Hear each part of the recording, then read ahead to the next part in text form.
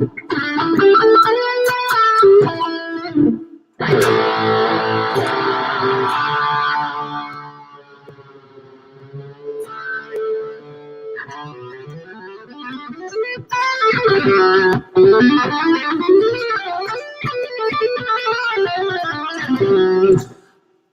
guys, hi, it's me, Brendon. How are you?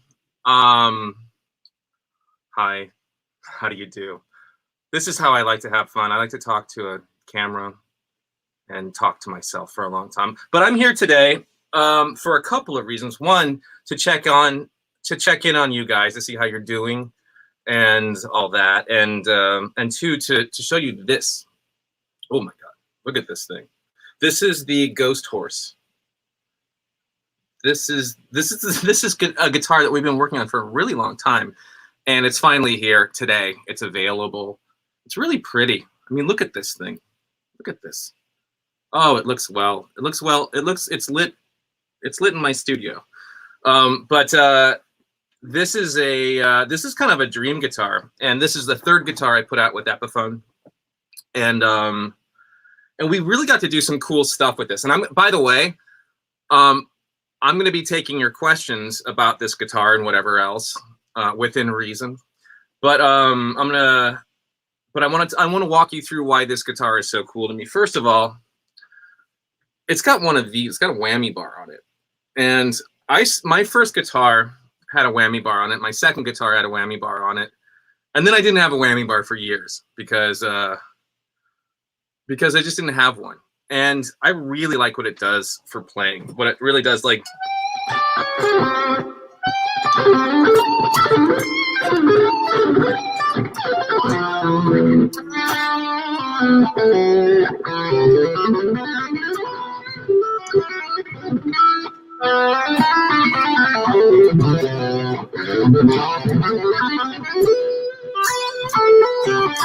we've seen some really nice comments and some very upset people too.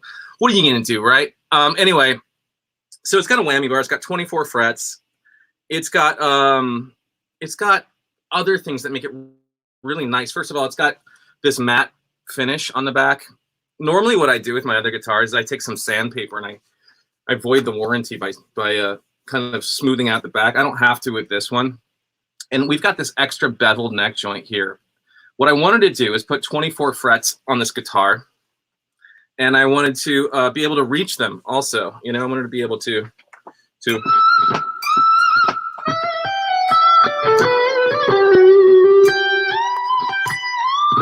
be able to get all the way up there with all that stuff. And so what happened was a really crazy thing happened, that when we made this cutaway even deeper and beveled this neck joint back here, this part of the guitar looked like a little tiny toothpick, and it didn't look like an Explorer really. It looked like something close to an Explorer. So what we did was we took the body. When I say we, I mean the people at the luthiers at Epiphone pulled the guitar outwards and made it wider. So this is a wider, bigger guitar than normal. And I like all the surface area of this guitar, and I like playing it. And it's got a very thin tapered neck. And you see on the 12th fret, there's a Galacticon logo right there, a little spaceship. You can see really nicely. You can see it over here too. But that's really cool. It's got locking things, whatever, locking nut, and it's got a little a toolkit on the back too. And the toolkit actually is really helpful. If I want to lower my action or raise my action, I can just do it right here, and I don't have to do anything else.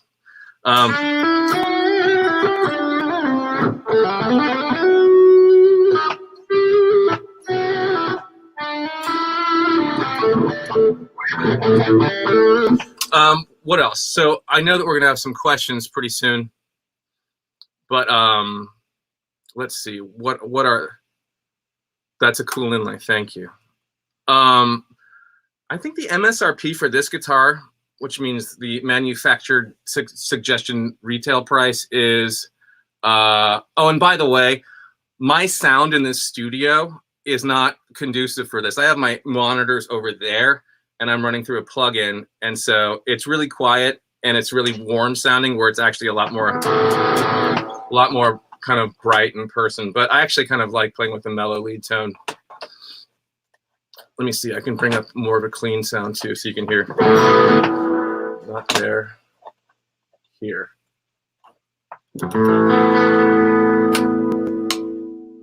I've also got push-pull pods. Let's see if I get this louder.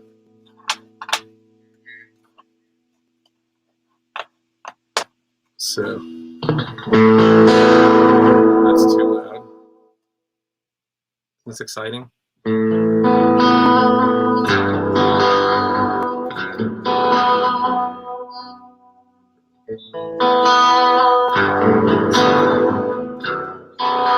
It's brighter if you want it to be, but yeah, but I like playing with distortion usually. So this is a guitar. So last time Death Clock played, it was in 2019, and we had more shows scheduled, believe it or not, in 2020, but the pandemic happened. But this was oh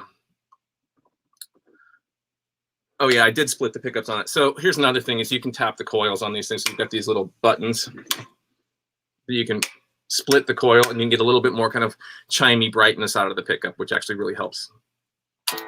But MSRP, oh, $799, so it's $800. Let me see. I am going to. I see. So so yeah, so $799 is the MSRP. Oh, and so why did I decide on a Paige from Nashville asks, why did I decide on 24 frets and a Floyd Rose? Well, I've put out a couple guitars, and I thought,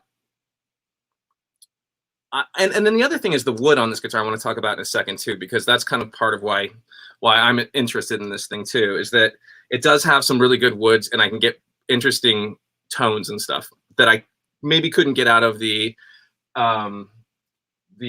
Snow Falcon. So, which I love also, and that guitar really has its unique sound, but I wanted to play with woods here too.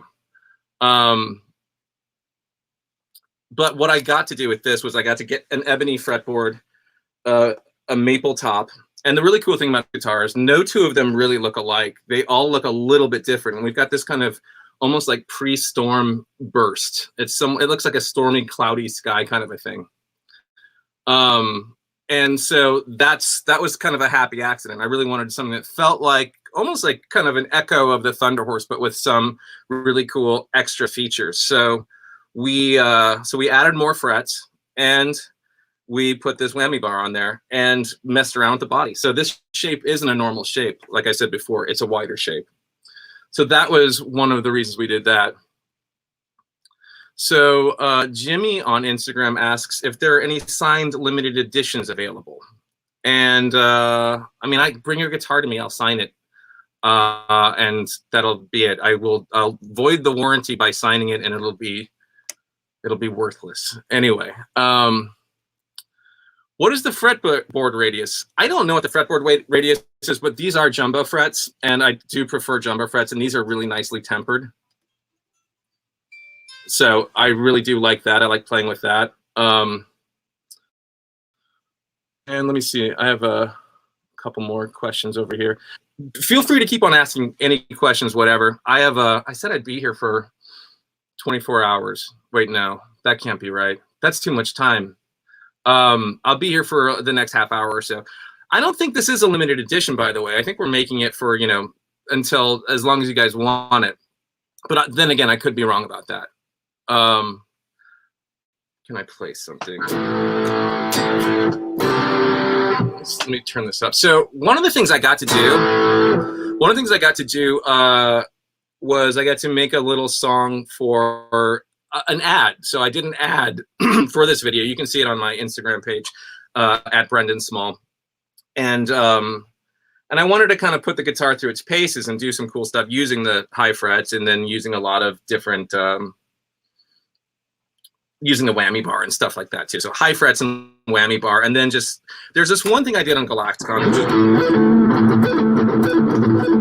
So I wrote this song where I have these kind of add 9 chords or add 2 chords, this chord shape.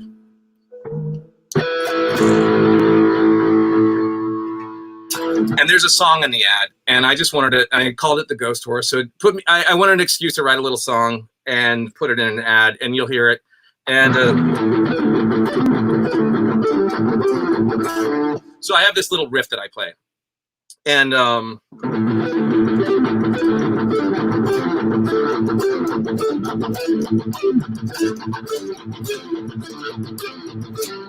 so it's like a sweep. You're picking and sweeping at the same time.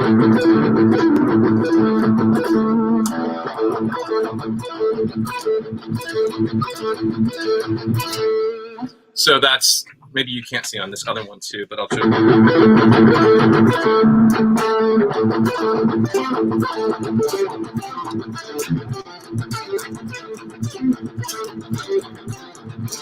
And that was based on a riff idea that I had for Galacticon 2. Oh, we're reconnecting. Here we go, we're back. And so I kept on playing with that riff idea throughout this whole thing, throughout this whole song on the GhostHorse video.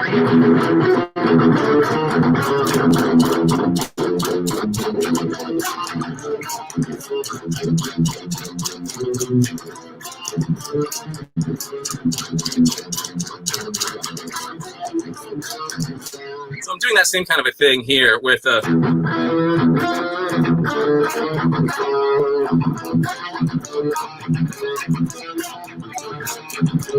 sticking a power chord and sweeping it backwards.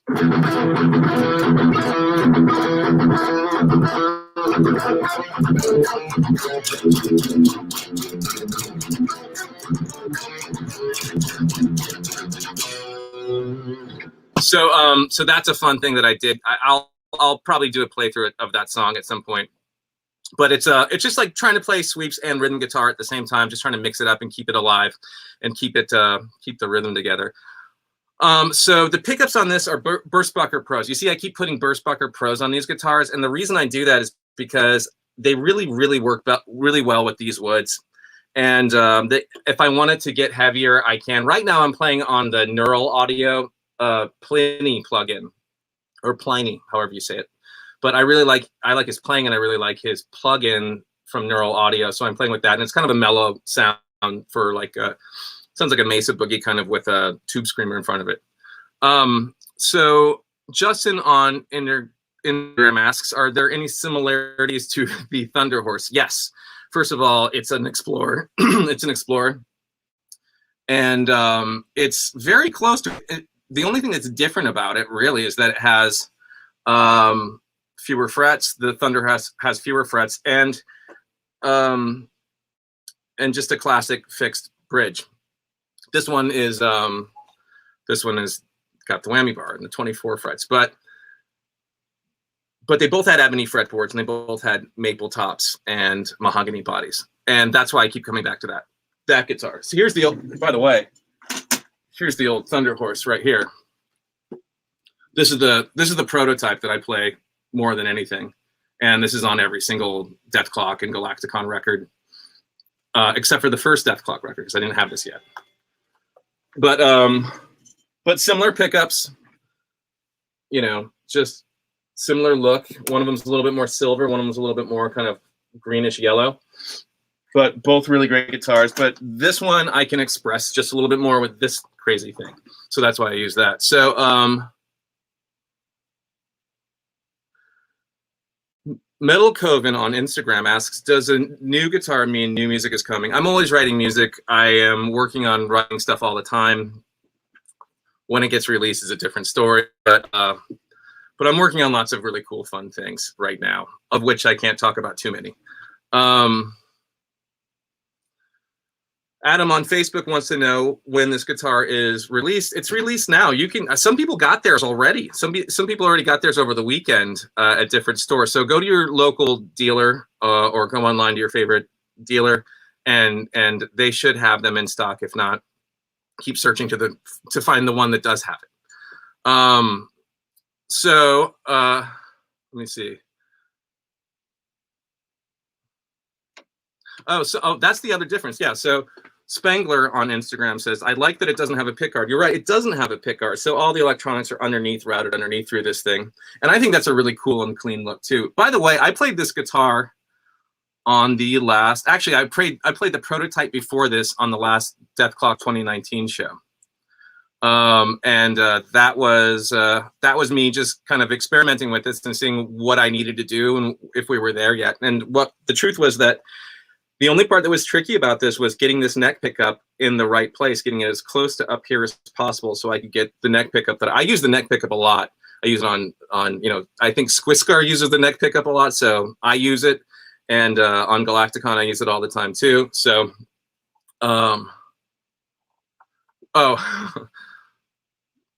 Drip Topher on Instagram wants to know why I didn't go with the reverse headstock. Good question. A reverse headstock looks really cool, doesn't it? I mean, it looks pretty awesome. But I'll tell you, reaching around the guitar to tune everything and sticking your hands on your guitar strings and cutting yourself isn't as fun as having. It's not as though it looks cool. It's a little bit more of a difficult thing to do.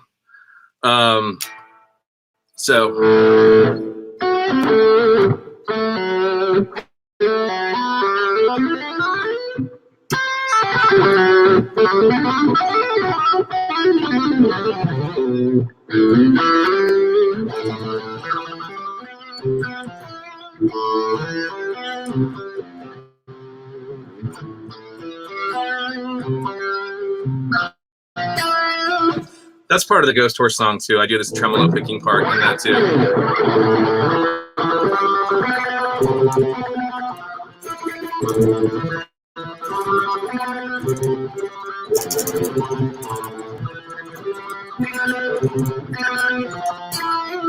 That's part of the song also. But lots of add 9 or add 2 chords in that whole thing.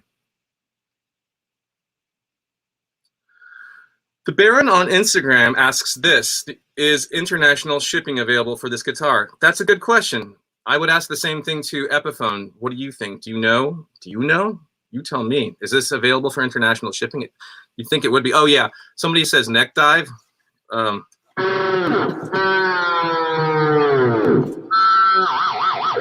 You can make it sound like Dr. Roxo's about to show up if you want to with this thing.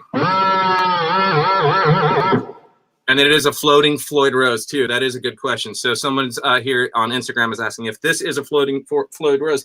And this is, you can see on my guitar here that I usually like to have it pretty, some people like it locked down. I know Eddie Van Halen liked it locked down and backwards so you couldn't pull up at all. I like it right in the middle like that. So it's like perfectly parallel to the guitar body. And I usually leave this back part off too, because when I tune down, so this is tuned to E standard, and I have 10s on this guitar, and that's what I'm usually playing when I'm just messing around and stuff. But I like to leave this open so I can get my electric screwdriver out and adjust these areas so I can adjust the tension on my guitar. So if I want to tune it lower to C or something like that, it's not too difficult. Okay, other questions. Here we go. Nikki on Instagram asks, do the pickups being closer make a big difference as far as tone when compared to a normal Explorer? There is a difference, but it's not, I don't think it's a bad difference. I think I get a nice warm kind of neck pickup. This is me with the neck pickup, so.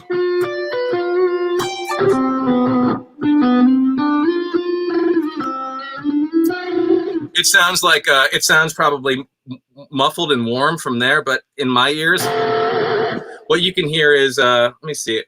I did a few songs this year where I used this guitar. Again, go check out the sound on the GhostHorse video, and you'll be able to hear the actual tones in there, which I think are probably not muffled with the speakers and behind the computer and all that stuff. But I do think it sounds good. This is not the ideal guitar situation, but here I am all the same. Let me see. So I do think there is a slight difference, but I still think I can get like a nice.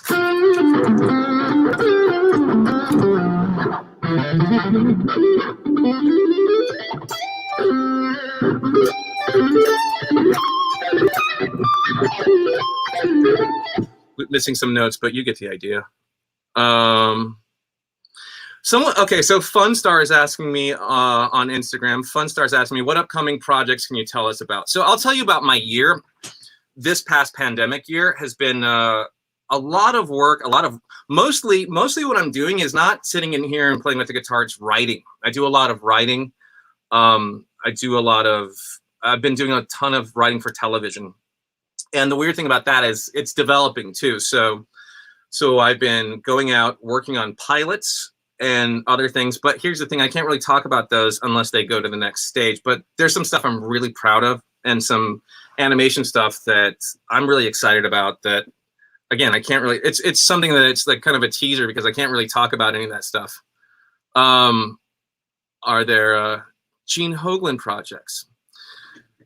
Someone is asking. Gene Hoagland. Yeah, Gene and I just spoke on the phone the other day, but we're both playing on a lot of other people's projects right now. So in addition, this past year is mostly me in a little room with a typewriter, writing, because I'm a writer for a living and a musician. So I'm writing scripts, I'm rewriting, I'm working with some teams of people, I'm working to make actual produced animation stuff. And then none of that stuff I can talk about. But it's been a really busy year. It's been probably one of, for some reason, well, for very simple reasons, animation and writing tend to thrive in the pandemic, in that we don't need to be around other people. We can do it all remotely.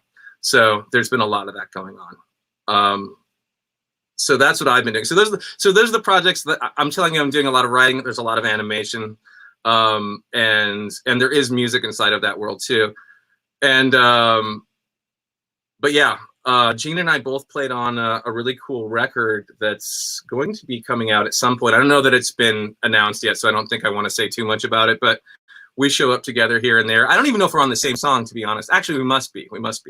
But I played some leads that he's on, but we're always talking, and I can't wait to get out and play with him again.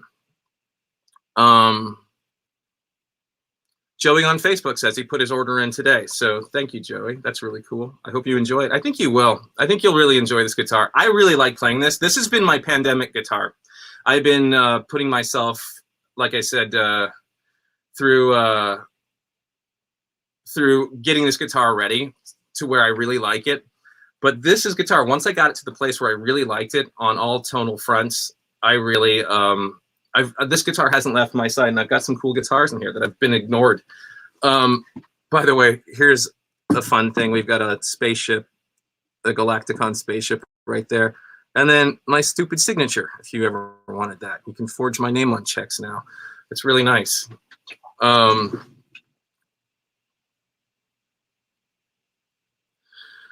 What's the first band that got me into death? So N Hash on Instagram asks, what's the first band that got me into death metal? I mean, I started with, like, I grew up in the 80s, so thrash was happening, and by the time I was old enough to start kind of like making my own musical decisions as a young teenager, I got into Metallica and Anthrax and King Diamond really hard, and then I would discover Slayer and then Cannibal Corpse. And all that stuff. And then, of course, I was also listening to Yngwie and Satriani and Steve Vai and stuff like that. So that's kind of how it all started. And then I went to music school in the, you know, in a patch where I just, like, I wasn't really paying attention to anything, but like I was studying classical and jazz and all kinds of things like that and arranging and stuff like that. So I got into that and I forgot what was happening. And then by the time I got back to metal, I could not believe how much heavier and how much more badass it had gotten. Dimebag is God. Dimebag uses a whammy bar. He's definitely an inspiration to this guitar too, I think. So yeah, I mean, he's got such he had such a great, you know, he was creative and he could play and he had a sense of humor on the instrument, and that was always exciting to me. This year, thrash-wise, this year I got really excited about the new Mr. Bungle record with Scott Ian on it, and that record to me is like one of the coolest thrash records I've heard. You know, it sounds like it was made in 1986, which I guess it kind of was. But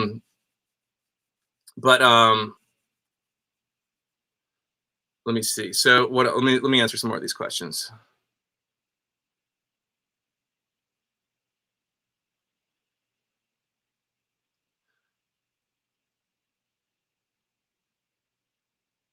So Immortal on Instagram is asking, out of all my signature guitars, which one is my favorite? And I have to say, this one has not left my hands. I really like this one a lot.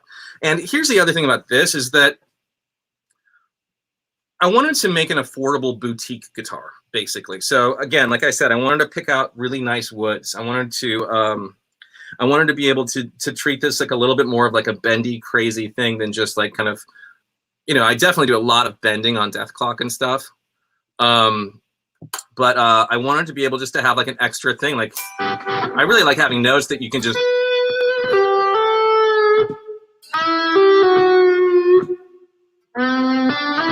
like where you can just dip in and out of notes, just little tiny things like that. And I have a volume pedal down here too. So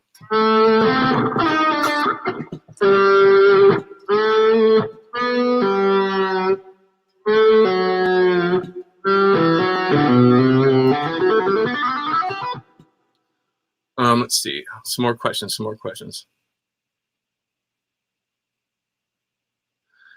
Jack on Instagram asks if this guitar would be good for AC/DC riffs. It would be good for AC/DC riffs. So that's a really good question, Jack, because I like playing heavy metal stuff. I really like playing, like I like doing all that. I like getting into all that kind of stuff, but I also am a nerd and I like playing fusion stuff, and I like playing just classic rock stuff too. So I mean,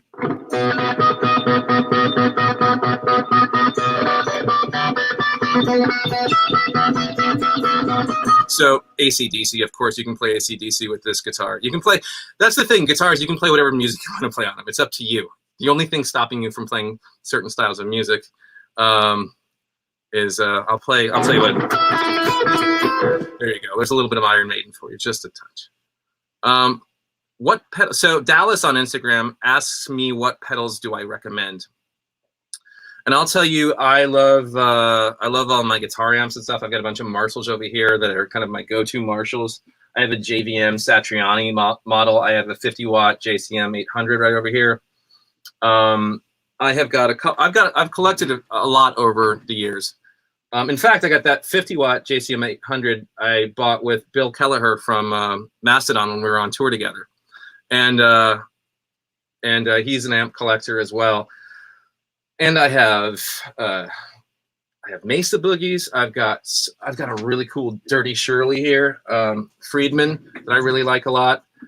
But this year, I got sent a sample for the Neural Audio stuff. They're not asking me to say this. I just really like their stuff from the Gojira. I don't know how to say it, but I really like the band. They have a really cool suite. I think there's a Meshuggah one too that I love also. I really like Meshuggah.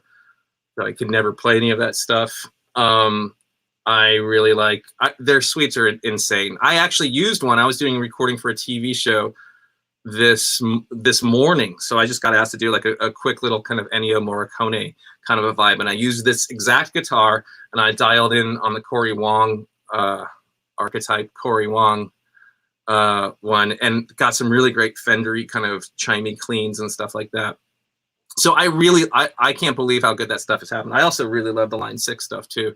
So okay. Oh, so Gio on Facebook is asking, what guitars did I use on the Godzilla cover I did with Serge and Bear McCreary and Brian Beller and Gene Hoagland.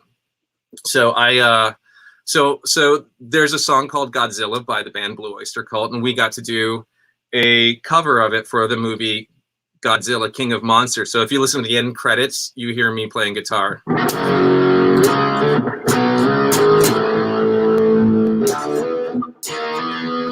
I'm gonna have to figure out how to play this.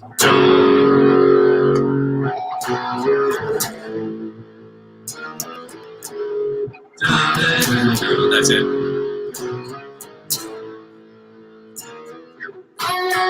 And what I used was this guitar wasn't ready yet, so I used my Thunder Horse, and I tuned it back to like C or VOC Buck Dharma. That's right, he's awesome. I really do like Blue Oyster Cult a lot. That was a.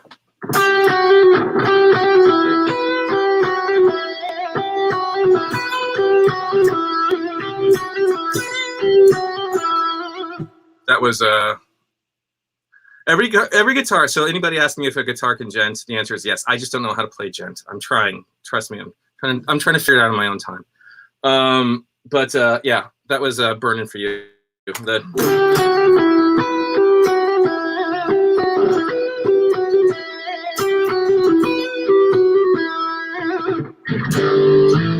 But yeah, so this wasn't the thing I did Godzilla on, but because it wasn't ready. Here we go. So what model Floyd Rose is on? So Joey from Facebook asks, what model Floyd Rose is this? And I just asked for a Floyd Rose because I was used to this, and also my Kramer that I do all the Dr. Roxo guitar stuff on for Metalocalypse has the same one, whatever that one was I asked for. So I think it's in the specs of the guitar, but this is what it looks like. So this is the this is what it looks like. There's my computer reflecting back on me, so you get the idea.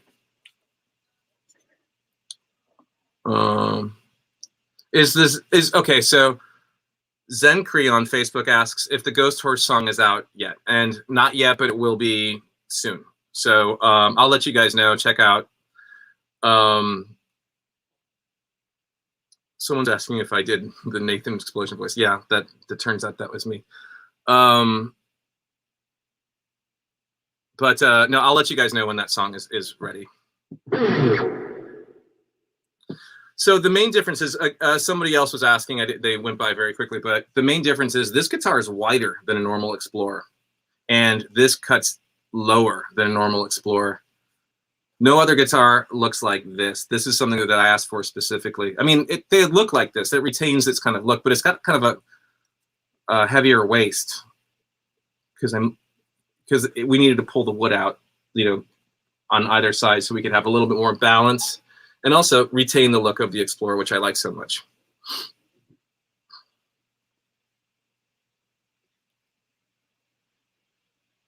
So Fino on Instagram was asking what string gauge. Once again, that was 10s on this guitar. And that's usually what I like to play.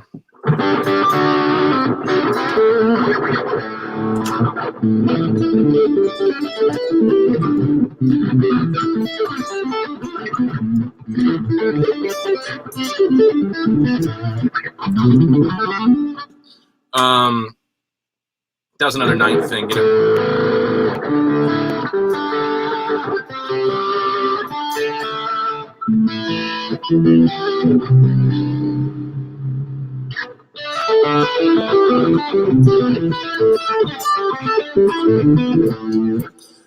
I tried to, for that little riff, that's just a bunch of add two chords that I just finger picked through.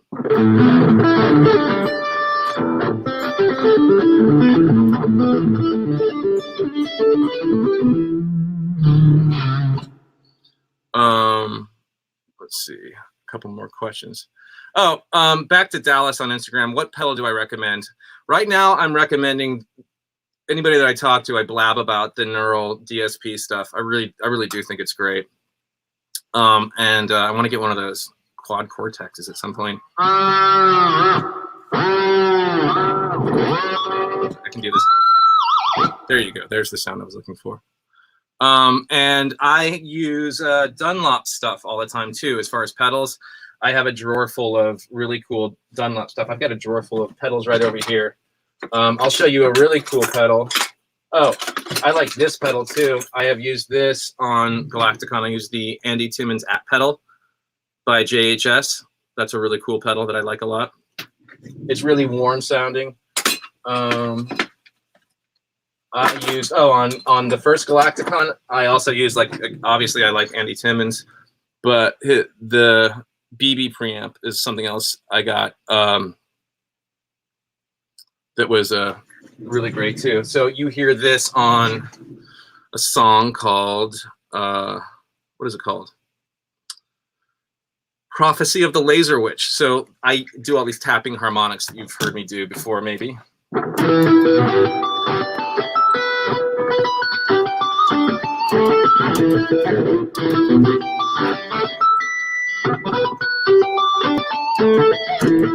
That's totally Eddie Van Halen trick.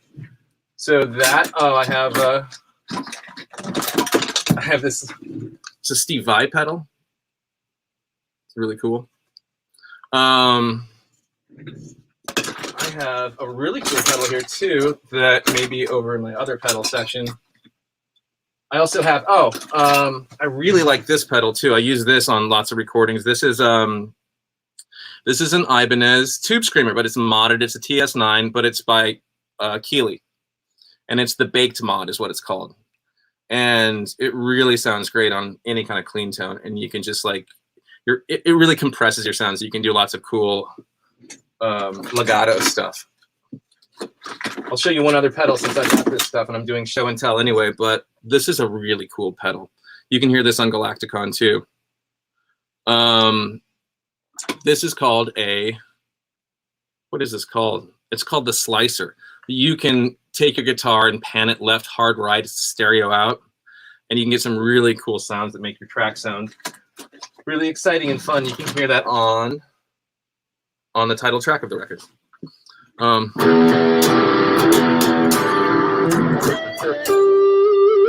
Somebody asked me to play Hendrix, so there you go. I played some Hendrix. Let me see what other questions we have here. Anybody have any other questions? Anybody else a writer, comedy writer and guitar player out there? Oh, the Line 6 Helix Stomp. I do like that. How is Gilda? How is my dog? My dog almost was in here, but I didn't want to deal with, even though she just lays in the background. She is very good. Thank you for asking. You guys have dogs?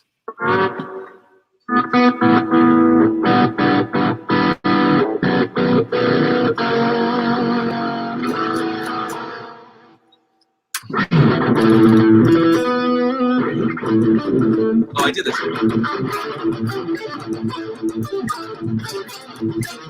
That's a riff that's from that song too.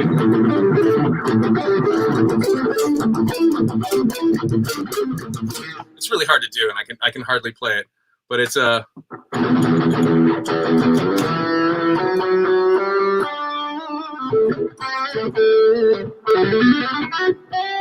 What string brand do I use is another question that keeps coming up.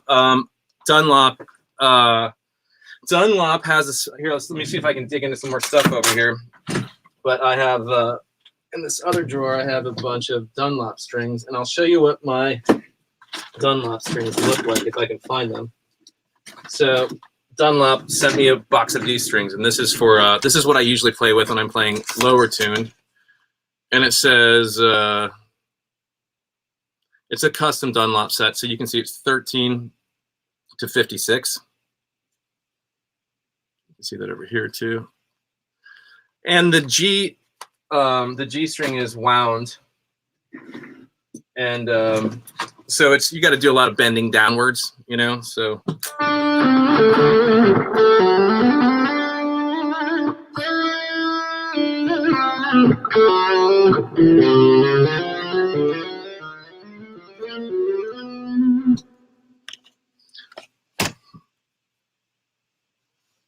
let's see, any other fun questions coming? Oh.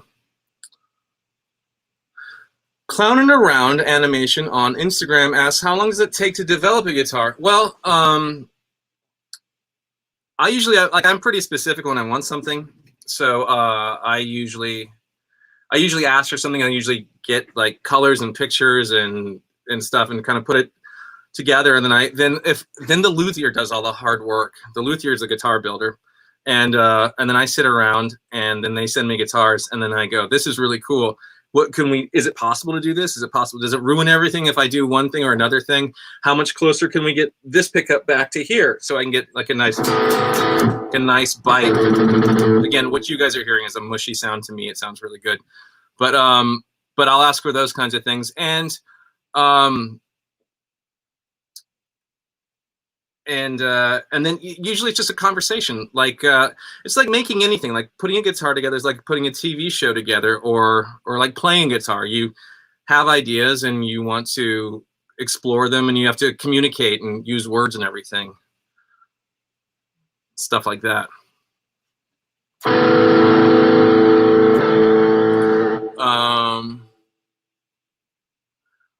So clowning around. Oh wait, no. So that was Joseph on Instagram asked this. What is the hardest part about writing, especially comedy?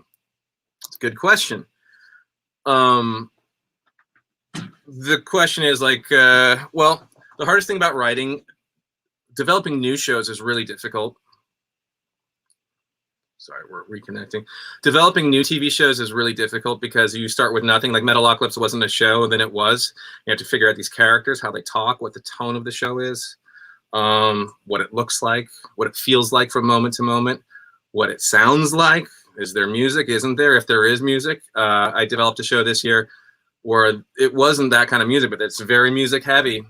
So so I think about that. I think about the rhythm of the show, just like music. I think about like, are we talking fast? Are we talking slowly? Are we sometimes talking fast and contradicting that by talking slowly?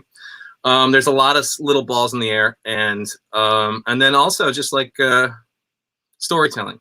Storytelling sounds boring and it's hard to do, but it's not. So it really works when it really works, and you just want to make sure that you can get a story out there so you can start making jokes. Once your story is all set, then your jokes are all set. Okay. Colby on Facebook asks, am I ready to get back on tour? That's a good question. Sure, yeah. I mean, look, I hope everybody's families are okay, but I happen to be a person who prefers a lockdown lifestyle. Since I'm part writer and part musician, I do a lot of work alone. So it's kind of ideal for me to get a ton of stuff done. So I got a lot of fun stuff done this year. Again, you may see it, you may not. But getting on tour is fun. It's really the last show I did was a real pressure cooker because we had one chance to get it right. We rehearsed, me and at the time it was Nilly Brosh and Pete Griffin, and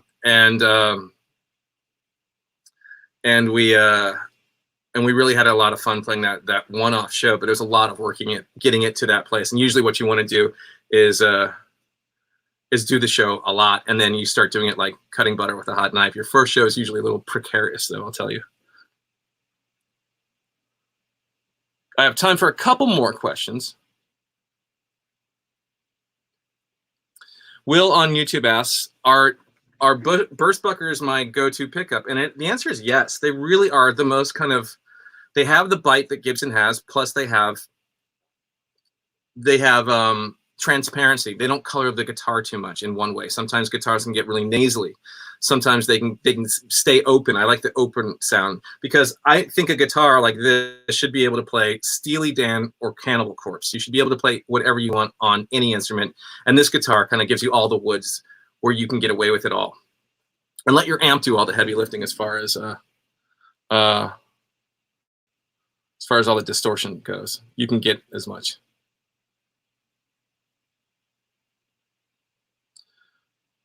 Ramsey on Instagram asks, have I ever thought of offering online lessons?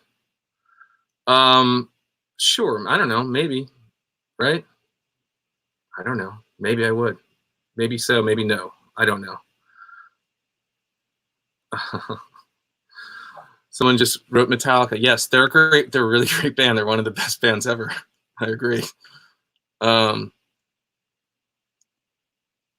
lot of string gauge questions. I think I answered that. I think.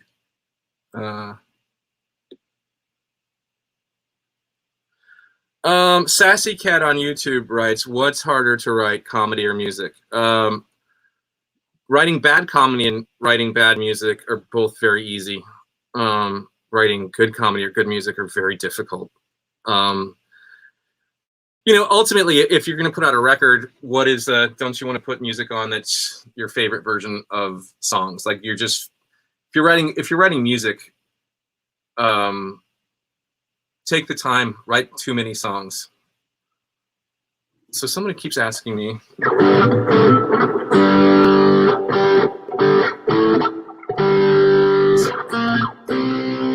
Someone's asking me to play Smoke on the Water, but it's the way he plays it.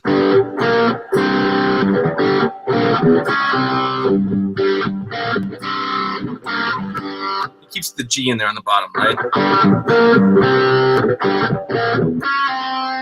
Something like that. Richie Blackmore is a really great guitar player. I'll say that.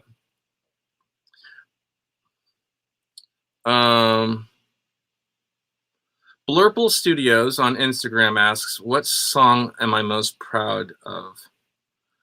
I don't know.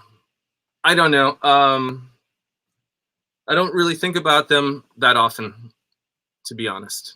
But when I come back to them, like that Death Clock show we did in 2019, I was really excited.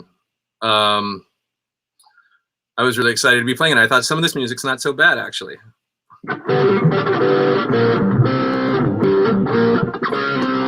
And I do like Frank Zappa, by the way. I know somebody. So.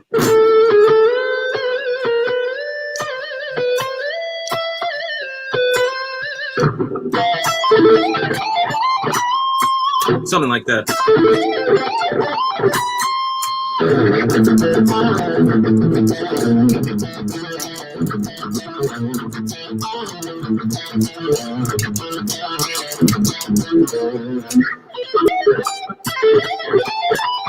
Something like that. There's a little bit in piece of something. Hello to Mexico. Hello, my friends in South America. Biggest influences on guitar. Well, Brian May is definitely one.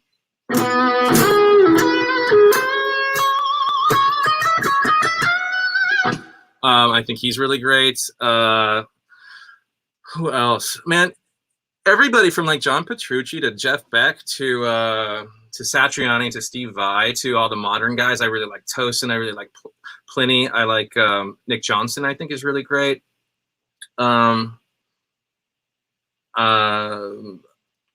Basically, I'm not again. I love Yngwie. You can hear so much Yngwie inside of Squiscar. He's just like an Yngwie ripoff machine. You know, play some Oasis. You guys are a pretty good crowd, I gotta say. You really like shouting out songs. Is it difficult to play reggae? Yeah, it's hard to play reggae.